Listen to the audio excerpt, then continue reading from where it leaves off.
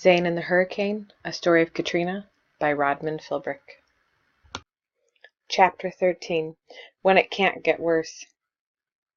The light is fading from the dreary sky when Mr. True finally rests his paddle and announces, "We're here." The canoe nudges up against a flight of stairs that rises out of the oily dark water. The ground floor of the building remains submerged, but the second-floor apartment is, as he promised, above the flood. The apartment, he explains, belongs to a friend. "Della won't mind," he says, leaving the canoe lashed to a railing.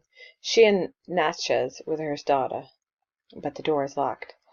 "Course it is," he says softly, and turns to Malvina. "Can you climb in through that little window, darling?" She squints at the small window. "No problem." And in less than a minute she's opening the front door with a mischievous grin. "There's a big TV and an AC," she announces as we step inside. "A big TV and a new air conditioner, but no electricity." Not a surprise, really, since most of the power lines had been blown down or carried away by the flood. Mr. True says we'll have to make do. "Della kept a nice kitchen," he says.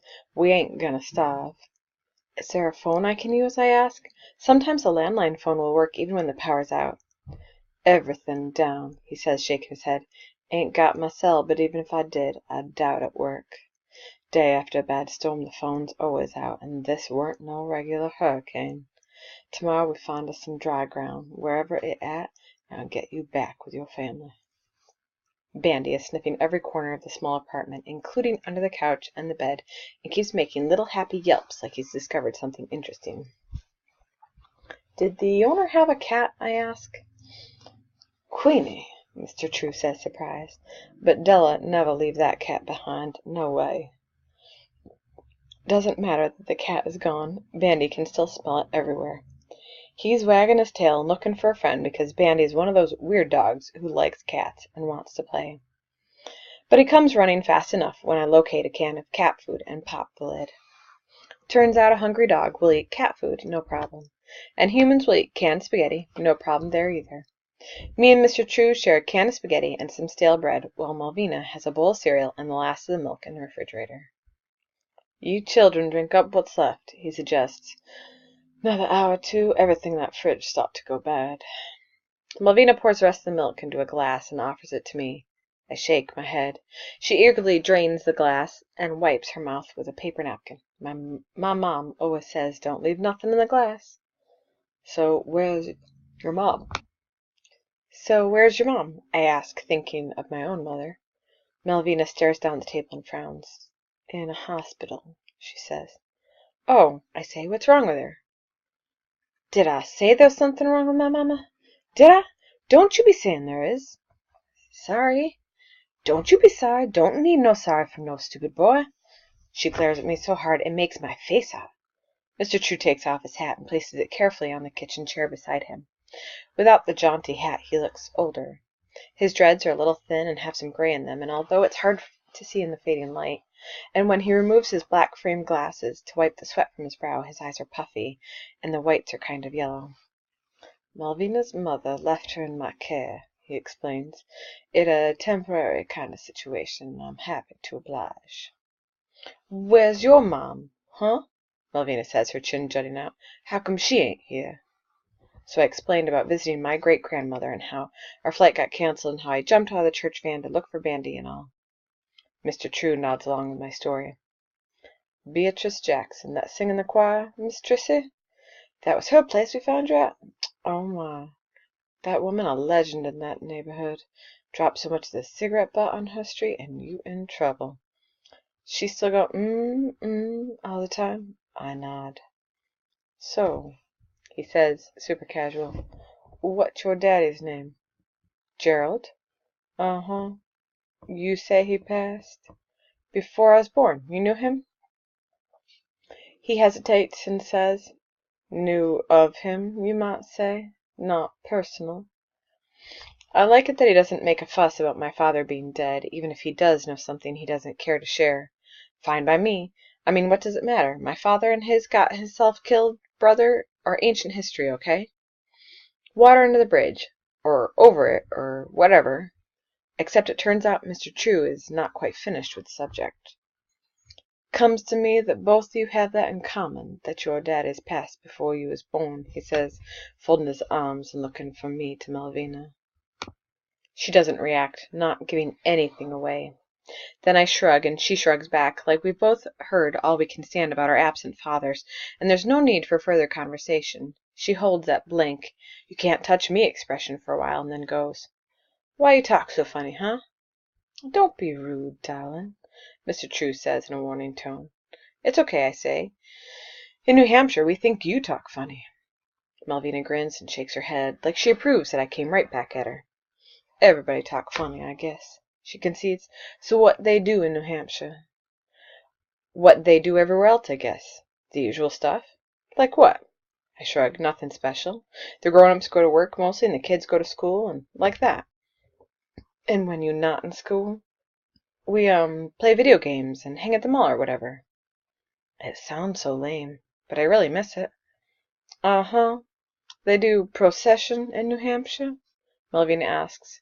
When Mr. True sees me looking puzzled, he explains about funeral processions, which in New Orleans are a kind of solemn celebration.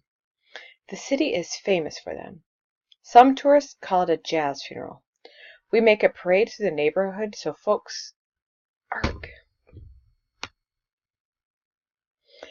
When Mr. True sees me looking puzzled, he explains about funeral processions, which in New Orleans are a kind of solemn celebration. The city is famous for them.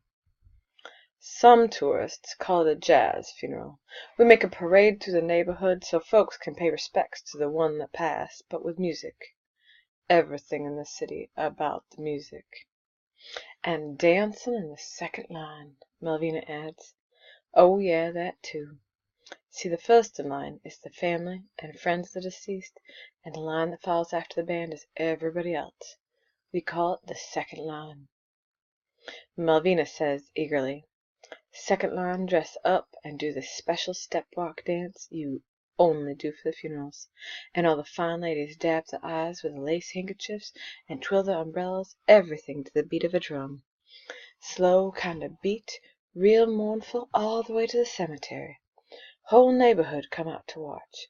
You know somebody special passed, if True blowing his trumpet. All the way back from the cemetery he plays saints, and everybody dance. Might be you don't even got to know the deceased, but you dancing 'cause Trudell Manning been playing his high sweet music. Sounds pretty weird to me, dancing at a funeral. I've only ever been to one funeral, when my mom's cousins died, and believe me, nobody thought of dancing. They had these nasty little sandwiches they passed around on plates, and some people told stupid but kind of funny stories, and the only music was this dreary organ at the church and a couple of creaky hymns. Nobody danced, not even close. Be a lot of funerals, Malvina points out. Them that drowned. Never mind none of that now. Mr. True turns to me as he changes the subject. See how you get up that little attic. After I describe what happened, the water chasing me and Bandy inside, and how we climbed up on the table and chair, Mr. True tells how the flood caught him by surprise too.